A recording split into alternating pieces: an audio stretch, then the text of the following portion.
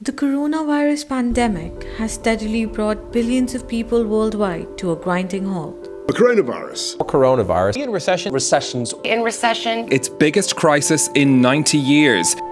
By April 2020, 3.9 billion people across 90 countries were placed under lockdown.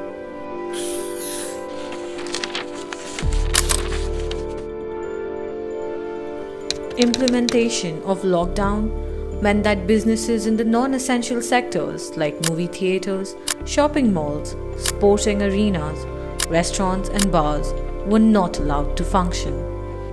With no sales to cover overhead costs, a lot of them have been driven out of business.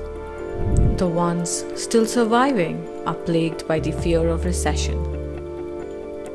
While the battle against the novel coronavirus is far from over, countries across the globe have begun the process of lifting restrictions and stay-at-home orders in a bid to save the tanking economy.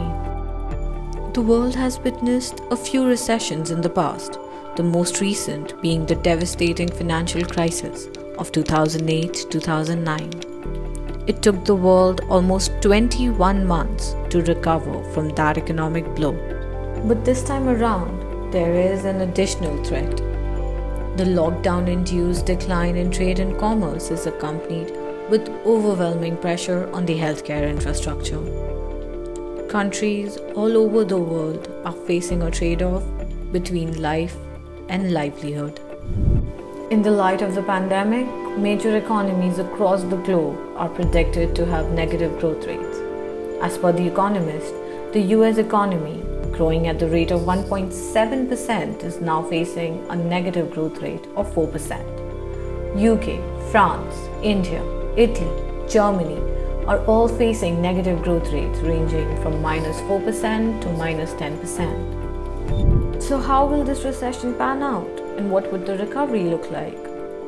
There are a few trends that have been seen for recessions, each with their own level of impact. The best case scenario is having a V-shaped recession. Here, a sharp decline in growth is met with a quick recovery. This indicates a quick rebound for the economy with damage over a smaller period of time. This is the least severe form of recession. For a V-shaped recession, widespread testing and effective treatment of cases are two necessary tools to prevent the spread of the virus. Additionally, government intervention to protect jobs and businesses and provision of aid to the citizens in the time of crisis is needed. The second possibility is of a U-shaped curve. Here, the cases take longer to be brought under control and the recovery period is more widespread. In this case, consumers are still not prepared to spend more and employment is still difficult to find. The worst case scenario is an L-shaped curve. This is the case where recovery takes longer and there is low level of growth for an extended period.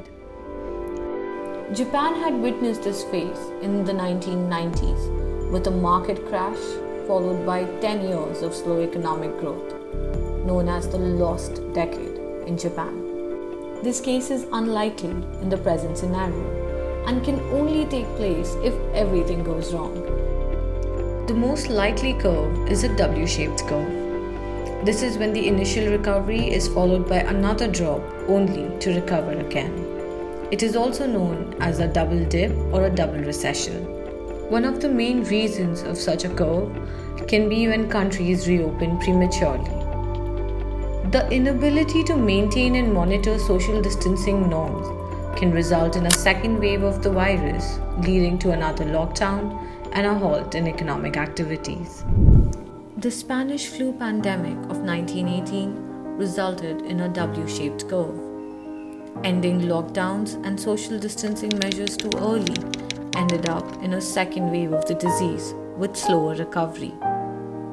Presently, many countries like South Korea, Taiwan, and New Zealand have shown the path to dealing with such crises.